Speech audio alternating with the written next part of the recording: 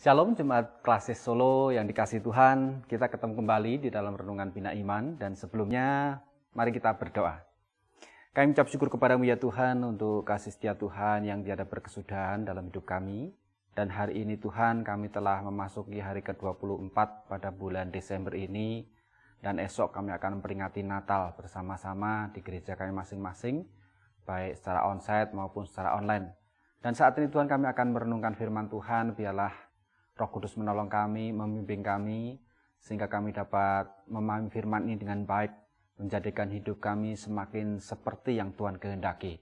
Terima kasih, di dalam Yesus kami berdoa. Amin.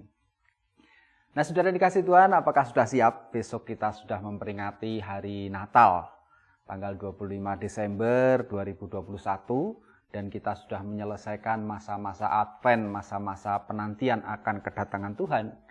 Baik memperingati kelahiran Yesus di bumi maupun menyadarkan kita akan kedatangan Tuhan Yesus yang kedua pada saat Dia akan hadir ke bumi menjadi hakim.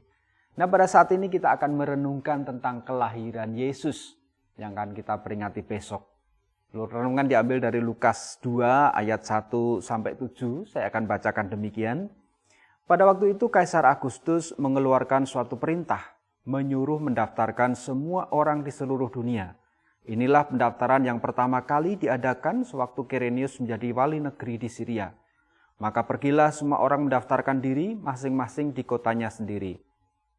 Demikian juga Yusuf pergi dari kota Nazaret di Galilea ke Yudea, ke kota Daud yang bernama Bethlehem, karena ia berasal dari keluarga dan keturunan Daud, supaya didaftarkan bersama-sama dengan Maria tunangannya yang sedang mengandung. Ketika mereka di situ, tibalah waktunya bagi Maria untuk bersalin, dan ia melahirkan seorang anak laki-laki, anaknya yang sulung, lalu dibungkusnya dengan kain lampin dan dibaringkannya di dalam palungan karena tidak ada tempat bagi mereka di rumah penginapan. Nah, saudara, kalau kita merenungkan dan membaca firman Tuhan dalam Lukas 2 ayat 1-7 ini, kita menyadari bahwa betapa ajaibnya Natal atau kelahiran Yesus itu. Kenapa menjadi ajaib? Ajaib karena tidak diduga oleh orang-orang Yahudi bahwa Mesias itu lahir di tempat yang tidak terhormat. Di penginapan tapi bukan di ruangan yang bagus. Bahkan disebutkan waktu Tuhan Yesus lahir dia dibungkus oleh kain lampin dan ditaruh di dalam palungan. Itu menunjukkan bahwa betapa rapuh manusia ini. Tetapi kelahiran Yesus berada di dalam kerapuhan manusia. Dan dia tidak mendapatkan tempat yang baik. Bisa jadi karena Yusuf bukan orang kaya. Jadi dia orang miskin yang waktu itu harus datang jauh-jauh dari Nazaret ke Bethlehem karena dia adalah keturunan Daud. Dan pada saat itu Maria sedang hamil tua. Harus menempuh perjalanan yang cukup jauh dari Nazaret ke Bethlehem. Saya baca di literatur itu lebih dari 120 km, ada yang menyebut 129 kilo.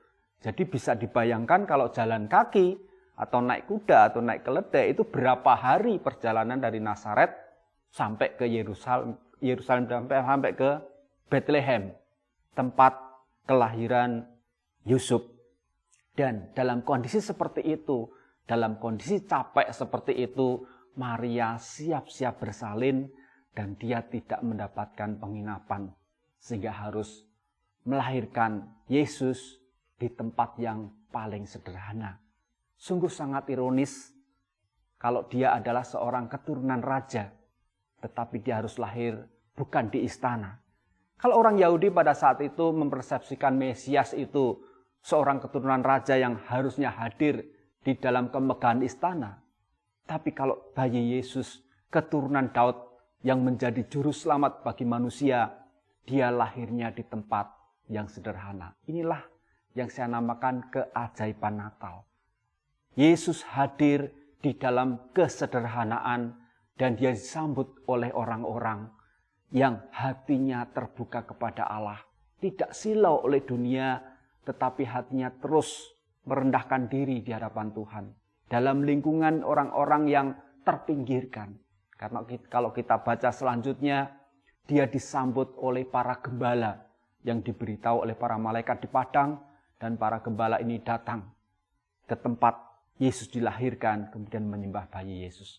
Nah saudara, kalau kita melihat hal ini, betapa Tuhan sangat mengasihi manusia.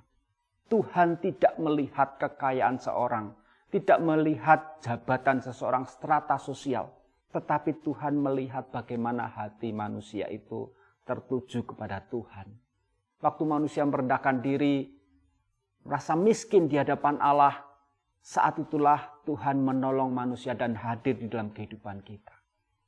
Kalau Tuhan Yesus hadir di dunia ini dengan penuh kesederhanaan, maka kita pun sebagai orang yang telah percaya kepada Tuhan Yesus harus menghadirkan Injil, menghadirkan kabar sukacita itu juga kepada orang-orang yang sangat membutuhkan. Bukan kepada orang yang sombong dan kecongkak, orang yang memuja kekayaan dan jabatan, tetapi orang yang benar-benar tunduk kepada Allah. Orang-orang yang tersingkirkan, orang yang merasa dirinya begitu banyak beban persoalan. Karena itu Natal, kehadiran Kristus sebagai juru selamat dalam kehidupan kita juga harus dirasakan oleh orang-orang di sekeliling kita. Kehangatan Natal itu juga harus dirasakan oleh orang-orang yang dirinya merasa tersingkir, tidak ada apa-apanya di hadapan Tuhan, menghadirkan harapan kepada orang-orang seperti ini. Biarlah melalui Natal pada tahun ini kita bisa memberitakan kasih Tuhan, memberikan semangat kepada orang-orang di sekeliling kita bahwa masih ada pengharapan.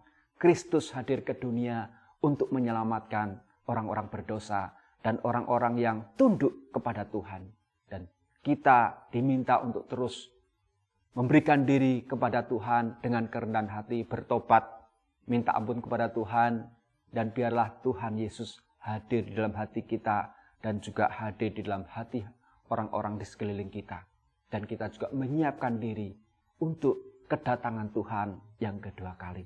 Itulah keajaiban Natal bagi orang yang siap sedia menerima kehadiran Yesus di dalam kehidupannya. Kiranya Tuhan memberkati dan selamat hari Natal. Tuhan berkati. Mari kita berdoa. Kami mengucap syukur kepadamu ya Tuhan untuk saat ini.